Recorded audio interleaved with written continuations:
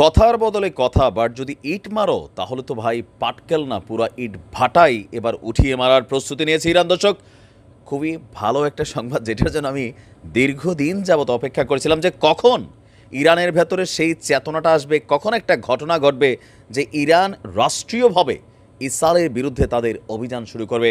আজকে সেই মহেন্দ্রক্ষণ এসেছে, বিশ্বকে জানিয়ে দিন কি ঘটতে যাচ্ছে। দর্শক, ইরান যে টার্গেটটা করছে, এরা করছে কি যে সিরিয়ার দামেস্কে রাজধানীতে এদের যে কনসুলেট ভবন বা দূতাবাস উড়ানো হয়েছে, তো প্রথম ইরানের এবার টার্গেট হচ্ছে ইসরায়েলের দূতাবাস। ইসরায়েলের দূতাবাস তো আর ইসরায়েলের ভিতর নাই, কোথায় আছে? পৃথিবীর বিভিন্ন রাষ্ট্রে, বিশেষ করে মধ্যপ্রাচ্যে যেই রাষ্ট্রগুলো ইরানের কাছাকাছি অবস্থিত, বিশেষ করে কিন্তু সেই রাষ্ট্রগুলাই সবচেয়ে বেশি এখন কি বলে যে লাল বাত্তির টার্গেটে আছে। আপনার গতকালকে আন্তর্জাতিক গণমাধ্যম দ্য গার্ডিয়ান এক চাঞ্চল্যকর প্রতিবেদন প্রকাশ করেছে, যেটা শুনে নিহুর ঘুম হারাম হয়ে যাওয়ার কথা। ইরানের আধা সরকারি বার্তা সংস্থা তাসনিমের বরাত দিয়ে দ্য গার্ডিয়ান বলছে, ইরানের একজন সিনিয়র প্রতিরক্ষা মন্ত্রণালয়ের কর্মকর্তা তিনি বলছেন যে আজকে থেকে ইসরায়েলের কোনো দূতাবাসই আর নিরাপদ নয়। প্রতিবেদনটিতে দেশটির সর্বোচ্চ নেতার জ্যেষ্ঠ উপদেষ্টা ইয়াহিয়া রহিম ভাই তিনি বলছেন যে ইসরায়েলের সঙ্গে সংঘর্ষকে এখন ইরান বৈধ এবং তাদের অধিকার বলে মনে করে, কারণ ঢিলটা প্রথম কিন্তু আনুষ্ঠানিকভাবে ছড়িয়ে দিয়েছে কে? ইসরায়েল।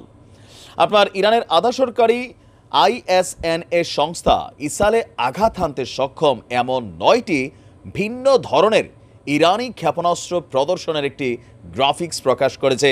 এই সেই 9 রত্ন যেগুলো দিয়া ইসরায়েলের দূতাবাসগুলোকে একের পর এক বালির ঘরের মতন সমান করে দেওয়া হবে। আপনার এখন বলা হচ্ছে যে ইরানের বিপ্লবী বাহিনীর একজন সিনিয়র কমান্ডার সহ যেই 11 জন তারা নিহত হয়েছে, সেটার দায়ভার ইসরায়েল স্বীকার না করলেও এই ঘটনার পেছনে ইসরায়েলি দায়ী, আর এর সমুচিত শিক্ষা দেবার এবার সময় এসেছে। দেশটির নেতারা বলছেন যে তারা ইরানের বিরুদ্ধে কাজ করছেন, যারা সেখানে নানান ধরনের অ্যাক্টিভিটিস চালাচ্ছেন আমাদের বীররা, পাশাপাশি লেবাননের হিজুদেরকে তারা সমর্থন করে। এদিকে ইসরায়েল এই যুদ্ধে মাত্র এক ধাপ পিছিয়ে আছে মন্তব্য করে তারা আবার পাল্টা হুমকি দিছে ইরানকে, যে কোনো অবস্থায় যে কোনো সিচুয়েশনকে কাভার করার জন্য তারাও নাকি প্রস্তুত।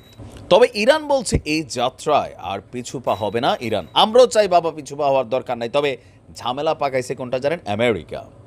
আমেরিকার একটা চিঠি পাঠিয়েছিল ইরান, সেখানে বলছিল যে তোমরা না মাঝখানে এসে পড়ো না। আমেরিকা পাল্টা একটা অ্যান্সার দিছে, এই অ্যান্সারটা অনেকে বোঝেন নাই। এখানে বলা হয়েছে যে আমাদের কোনো যেই প্রতিষ্ঠান আছে অথবা আমাদের কোনো বৈধ স্থাপনা যেন টার্গেট না হয়, শব্দটা ব্যবহার করেন বৈধ। এবার আসেন এই শব্দটার মধ্যে প্যাচ আছে কোথায়, যে কেন আমেরিকা সিস্টেমিক্যালি ইসরায়েলের সামনে আপনার ছাতা নিয়ে দাঁড়ায় যাবে? বিকজ ইসরায়েলের মধ্যে আমেরিকার পারমাণবিক যে ইকুইপমেন্ট আছে এগুলা ছাড়াও সামরিক ঘাঁটি আছে, অস্ত্র সংরক্ষণাগার আছে। আমেরিকা এমন একটা প্ল্যানে হাঁটে যে ধরুন যদি কখনো তৃতীয় বিশ্বযুদ্ধ লাগে, তো সেই ইউএস থেকে তো এরা ক্যারি করে এসব জিনিস সারা পৃথিবীতে পাঠাবে না। অ্যাজ এ রেজাল্ট বাহরাইন বলেন, পৃথিবীর বিভিন্ন রাষ্ট্রে এরা এদের সামরিক ঘাঁটি তৈরি করে রাখছে। কোথাও কোথাও নৌবহর, কোথাও কোথাও এই ধরেন পারমাণবিক ইকুইপমেন্ট, অস্ত্রের বিশাল সংরক্ষণাগার। ওই দেশগুলা হচ্ছে তাদের মিত্র শক্তি, যে কখনো হলে এরা একটা টিম হয়ে কাজ করবে, ওইখানে থাকা মেশিনারিজগুলো নিয়ে সাইডে কাজ করবে। এখন ইরান যদি ঠিকই হামলা চালায় বসে ইসরায়েলের অভ্যন্তরে, তাহলে আমেরিকার এই স্থাপনাগুলোর মধ্যেই তো টার্গেট করবে, এটা নর্মাল। তখন আমেরিকা বলবে যে না, তোমাদেরকে তো বলছি করো, আমরা আমাদের নিরাপত্তার জন্য তো আমরা এবার এসে মাঝখানে বাধা হইয়া দাঁড়াবো।